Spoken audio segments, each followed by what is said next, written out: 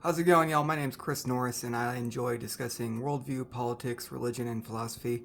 And today I'm going to be providing a response to Candace Owens' recent video titled The Origins of NASA. And specifically, I'm going to cover three primary topics that she covered in her video that were basically her opinions of the media as a whole, uh, Joe Biden's qualifications for president, and her opinion of the science community. It's because the media, in my view, is a bit satanic. I genuinely believe this, and so did one of the people that was watching this trend. I had a random user reach out and say, yeah, the reason they're freaking out is because NASA is satanic. The origins of NASA are satanic. Man, she just comes out slingshot attacking everybody. Love it. What would Jesus do? All right, so really, I don't understand. Does Candace not realize that she is no longer small time? She's a part of the mainstream media. She's got 2 million followers. She hasn't been a small time news presenter for years. So she's blanket attacking everybody in the media, following her logic. She's also satanic. Now, she just blanket attacked all of NASA too. It doesn't show it in that clip that I just gave you a preview of, but she goes on and she does it. She explains the background. And what am I supposed to take away from all of this as a whole? What can I conclude about all of NASA because of the origins of one of its founding members? Actually, we all know what Candace wants us to conclude from this, but I'd like to try and focus on things that we can actually, potentially validate and prove. So here's the thing, Candace. The entire topic that you're covering commits the genetic fallacy. If you don't know what the genetic fallacy is, basically you cannot prove a premise or a conclusion wrong simply by describing the way it originated. You actually have to focus on the argument in order to invalidate something or someone. NASA, like most communities, is a non-religious organization composed of a multitude of people from a multitude of backgrounds, religious faiths, races, you name it. And you cannot just attack everything they do based on the premise of one person who was a part of its founding origins. That doesn't make any sense. It's not reasonable, not rational. She doesn't just trust the science. Yeah, I'm saying actually a little bit more than that. I think science has become a bit satanic. Damn. Here we go again with those shotgun attacks. Jesus would approve, I'm sure. But there you go. There you have it, guys. All of science is satanic. All of it. You can't trust any of that stuff unless, of course, it confirms her opinion. I guarantee you, she will cite studies, sources from scientific communities that confirm her assumptions. Now, what is science exactly? So we're talking about millions of people belonging to thousands of organizations that are geographically separated, that have all kinds of different beliefs and backgrounds. And she's just called all of those people who she doesn't know satanic. That's pretty selfish, willfully ignorant, and not so Christ-like. Wouldn't you agree, Candace? Now, in the second part of her video, she drew some conclusions about Joe Biden that I would say were fairly reasonable.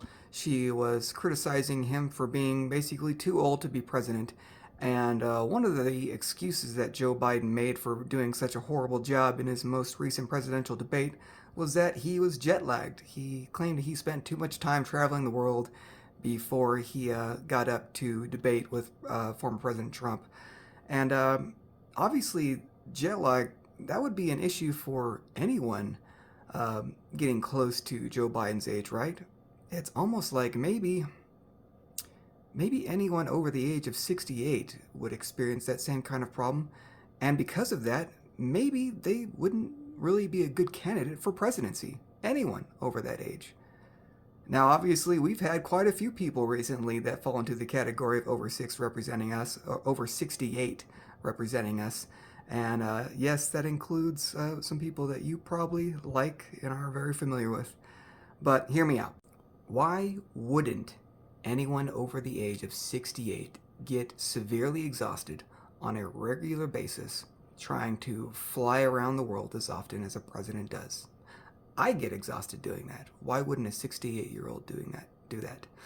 And I know you're probably thinking, well, my favorite candidate is also over the age of 68, and I think they're doing well enough. That's not really, even if that's true, that's not really the point. Whether or not someone is doing well enough is irrelevant because we don't make rules based on exceptions. And over the past several years, we've had multiple people representing us in the presidency, SCOTUS, Congress, who are well past their prime years. They've been corrupt, in power for way too long, and they're experiencing multiple problems associated with old age that affect their ability to make decisions. Cough, cough, Feinstein, McConnell. There's other benefits to getting rid of people over the age of 68 too. We obviously have an issue with power mongers staying too long into our government, so placing an age limit helps to at least reduce how long they can stay in power. It's not a perfect solution, but it's something to start with. Also, we just had Feinstein die at age 90. She wasn't even a boomer, she was from the silent generation. She lived 15 years past the average lifespan in our country. Almost everyone from her generation is either dead or past any sort of mental state that would allow them to meaningfully contribute to political discussions. How could anyone of that age be expected to fairly represent the will of their citizens? Is that what she means by in these streets? What they are telling you is their perception of you. You are low information voters. You respond to all the right buzzwords. I'm going to say something about reproductive health. I'm going to say something about guns.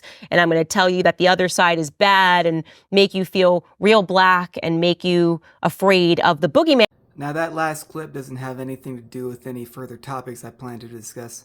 I just thought it was really interesting because, wow. Candace, that was a lot of very specific criticisms. I'm actually impressed. I'm not mad. It's a very highly intelligent defense mechanism. Did you guys catch it? Basically, she's attempted to soften the blow of common criticism she receives. Maybe valid, maybe not.